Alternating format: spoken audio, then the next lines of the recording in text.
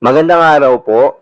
Narito na po ang magiging lagay ng panahon ngayong araw ng Miyerkules, May 8, 2024.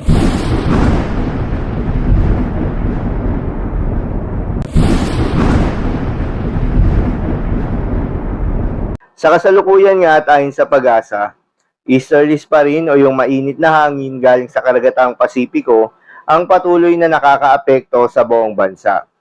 Dahil dito, asahan pa rin yung mainit at malinsangan na panahon sa malaking bahagi ng ating kapuluan, na may mga tsansa ng mga kalat-kalat na pagulan o pagkidlat-pagkulog. Habang patuloy pa rin nating minomonitor itong low pressure area na nasa labas ng ating Philippine Area of Responsibility, ayon nga sa pag-asa ay may inaasahan na low pressure area na lalapit sa ating Philippine Area of Responsibility this coming weekend. At hindi inaalis yung posibilidad na magkaroon tayo ng bagyo sa susunod na linggo. Para naman sa ating long-range forecast at ipinapakita ng forecast model na ating ginagamit, itong binabantayan na low pressure area sa labas ng ating Philippine Area of Responsibility ay unti-unting lalapit sa ating bansa at posibleng ngayong weekend nga o early next week ay nasa loob na ito ng ating Philippine Area of Responsibility. At sa susunod na linggo nga ay posibleng lumakas ito at maging isang ganap na bagyo. Sa ngayon ay hindi pa rin natin tiyak yung magiging direksyon at lakas nito. Kaya naman ating babantayan na magiging development nito dahil may kalayuan pa rin ito, marami pang posibleng magbago sa nasabing forecast.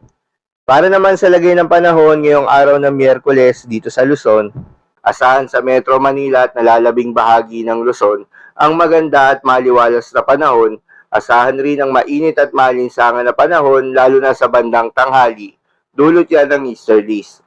Ngunit pagsapit naman ng hapon hanggang gabi, posible ang mga tsansa ng mga pagulan o pagkidlat-pagkulog, dulot naman yan ng mga localized thunderstorms. Para naman sa Visayas at Mindanao kasama ng Palawan, dahil pa rin sa epekto ng easterlies, asahan rin ang generally fair weather condition na may mga tsansa ng mga localized thunderstorms lalo na sa hapon at gabi. Itong localized thunderstorms ay tumatagal lamang ng 10 minuto kung panandalian lamang.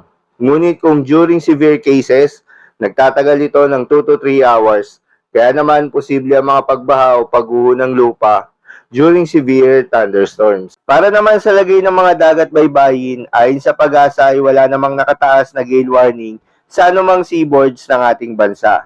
Kaya naman malayang makakapamalaot yung mga kababayan nating mangingisda, pati na rin yung may mga maliliit na sasakyang pandagat. Iba yung pag-iingat pa rin sa mga kababayan nating maglalayag dahil kung meron tayong offshore thunderstorms activity, ito yung mga pag-ulan sa ating mga dagat baybayin.